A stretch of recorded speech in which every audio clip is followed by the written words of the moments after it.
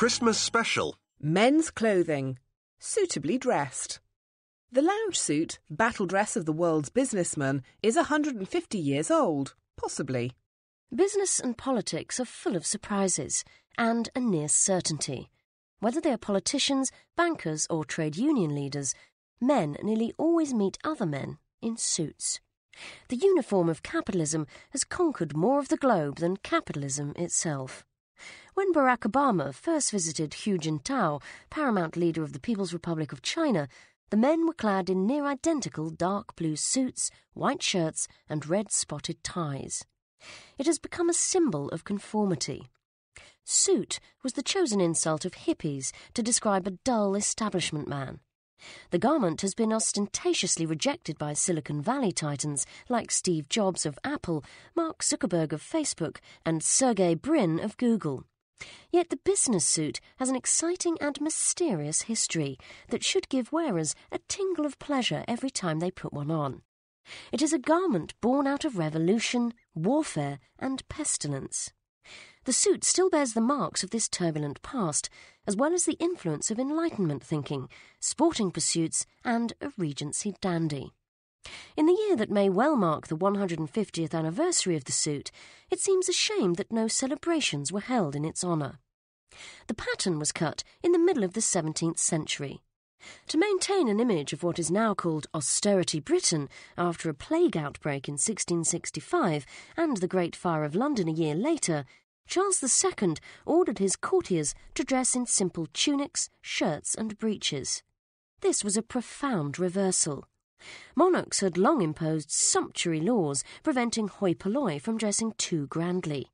Forcing the elite to dress modestly suggested that power and place were no longer to be marked by yards of lace and frills.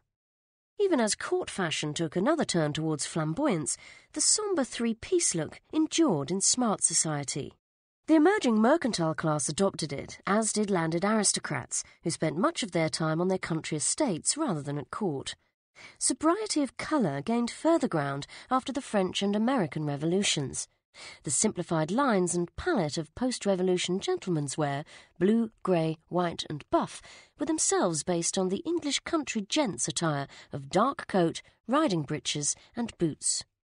By the end of the 18th century, London had become the centre of gentlemen's tailoring. In part, this was the result of happenstance. English artisans skilled at working the heavier wool fabrics, similar to modern suit material, that are best suited to the British climate, were joined by an influx of foreign tailors displaced by the Napoleonic Wars. Their skills, honed making uniforms for continental fighters, with designs themselves based on British cavalry uniforms, added a new dash to London tailoring. Then, a social climber called George Beau Brummel began to weave the strands together. He took an odd route to the pinnacle of fashion. As Ian Kelly explains in his 2005 biography, Brummel befriended the Prince Regent by using part of an inheritance to buy a commission in his 10th Light Dragoons. Though the Prince fancied himself as a military man, the regiment was a plaything, more fashion accessory than fighting unit. The Prince, who took the throne as George IV, lived a high life of drinking and mistresses, but was also a cultured patron of the arts, who commissioned the elaborate and ornate Brighton Pavilion. Brummel's trips to buy his blue, white and silver uniform for the Prince's regiment brought him into close contact with London's finest tailors, and he began to develop ideas. After leaving the army to live on the rest of his inheritance, Brummel pioneered the notion that fabric, cut and silhouette were what made a gentleman's attire. He also outraged popular opinion with the novel idea of bathing once a day, and in hot water. This pared-down style earned Brummel and his fashion-conscious contemporaries the label of a dandy. The modern understanding of the term to mean a fashion peacock is a misconception. Brummel believed that if people turn to look at you on the street, you are not well dressed. The practice of fitting cloth closely to the human form rather than draping it around the body was new.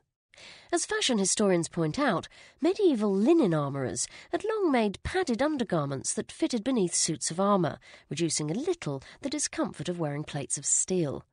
But the Enlightenment and neoclassicism brought tightly fitted clothing to the surface. In an attempt to emulate Greek statues of naked men, Brummell commissioned figure-hugging trousers and coats. He used plain colours to focus attention on form and line, ushering in what Mr. Kelly calls the tyranny of monochrome. When the Prince Regent swapped his flamboyant wardrobe for Brummell's stripped-down style, it spread across London and beyond. Brummell is credited in some quarters with inventing modern trousers, a garment more widespread even than the suit, and with a provenance equally hard to pin down. He is said to have adapted the long cavalry pantaloons favoured by the 10th Light Dragoons as a replacement for the knee-length breeches and stockings that were then commonplace. But other military antecedents are plausible too. Patrick Grant, who owns Norton & Sons, a tailor established in 1806, says trousers were developed from Russian Cossack cavalry overalls, leggings that came over the boot, sometime in the early 19th century. Brummell's look would not pass muster in a modern boardroom. No chief executive would unveil a new corporate strategy wearing a broad-collared tailcoat, skin-hugging trousers that left little to the imagination, and billowing muslin stock in the gap that a tie would later fill. Moreover, the Regency rake would purchase different garments from different specialist tailors. The practice of wearing a jacket and trousers of matching material made by the same firm was still some years away.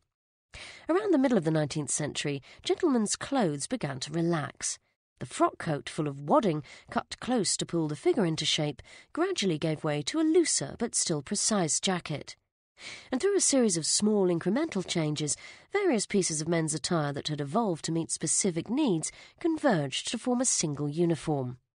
The tailors who still work in and around London's Savile Row are experts at disentangling the military, medical and sporting threads that form the modern suit. The military antecedents are perhaps the most obvious. The modern suit's padded shoulder has the whiff of an epaulette, while accentuating the V-shaped torso of classical antiquity so sought by Brummell. The suit's W collar seems to have developed from turning down the stand-up collar of a frock coat, which in turn derived from army and naval wear. Paul Munday of Mayer and Mortimer, an outfit founded by one of Brummell's favourite tailors, accepts that military tailoring is technically quite different to the civilian sort. Military uniforms are designed to look good worn when standing upright to attention, and armholes are cut narrow to aid shooting and saluting. Yet for Mr. Munday, the tailoring DNA is the same. Savile Row was inhabited largely by surgeons before the tailors moved in during the 19th century, and their influence can be seen in the surgeon's cuff.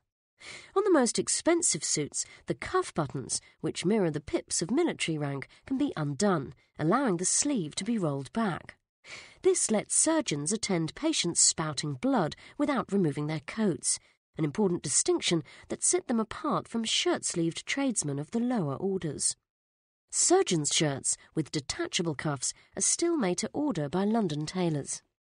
The single or double vents that make it comfortable to wear a coat on horseback are testament to the sporting antecedents of the suit. So are the slash pockets still seen on some suits, which can be easily accessed while riding. Keith Levitt of Henry Poole, a Savile Row tailor in business since 1806, is sceptical of the direct military antecedents of the suit. He reckons that its development had more to do with the needs of sporty Victorians and that two garments informed the design of the suit jacket. The morning coat, a pared-down frock coat, though still very fitted, set the trend for smaller coats. This, in combination with the three-seam coat, with no waist seam or quilting, and with small armholes made for cyclists, rowers and fishermen, are, he says, the immediate predecessors of the lounge coat. As the suit jacket and trousers gradually came together, so did the tie, replacing the silk stock that would previously have been worn around the neck. It arrived from Europe. The court of Louis XIV was impressed as much by the neckerchiefs of Croat mercenaries employed to fight the 30 Years' War as by their fighting spirit. The style was adopted in France. The word cravat is apparently a corruption of Croat.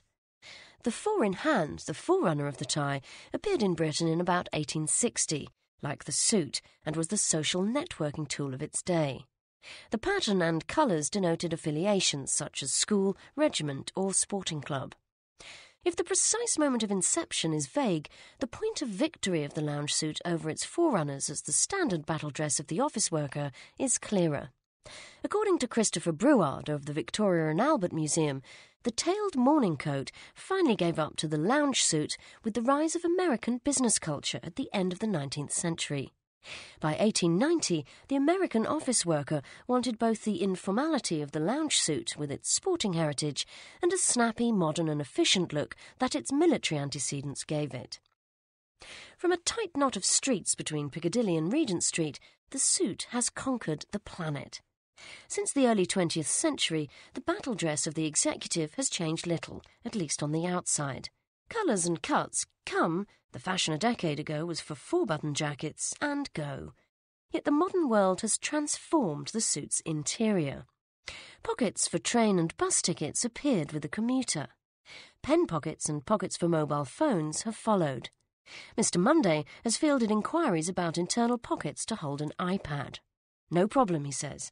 They're not so very different to the large hair pockets on the inside of field coats worn by country gents that will hold birds and rabbits felled with a shotgun.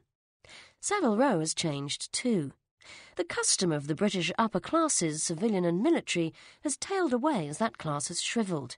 But at Anderson and Shepherd, in business for over a century, Prince of Wales is scrawled in marker pen on a nondescript brown box beneath a cutting table. Within are offcuts of clothing ordered by the current heir to the British throne, used for repairs. Royal patronage is a useful draw for the new breed of customers from the Middle East and Russia, whose oligarchs and sheikhs think nothing of ordering a big batch of bespoke suits starting at £3,000, that's $4,700 each.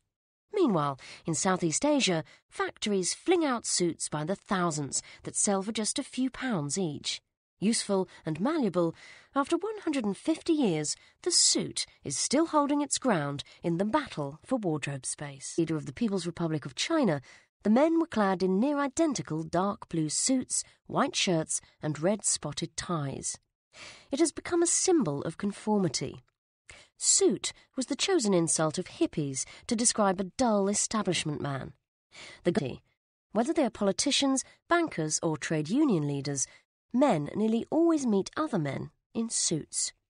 The uniform of capitalism has conquered more of the globe than capitalism itself. When Barack Obama first visited Hu Jintao, Paramount lead one on. It is a garment born out of revolution, warfare and pestilence. The suit still bears the marks of this turbulent past, as well as the influence of Enlightenment thinking, sporting pursuits and a Regency dandy. In the year that may well mark, garment has been ostentatiously rejected by Silicon Valley titans like Steve Jobs of Apple, Mark Zuckerberg of Facebook, and Sergey Brin of Google. Yet the business suit has an exciting and mysterious history that should give wearers a tingle of pleasure every time they put. Christmas special. Men's clothing. Suitably dressed. The lounge suit, battle dress of the world's businessman, is 150 years old, possibly. Business and politics are full of surprises and a near certainty.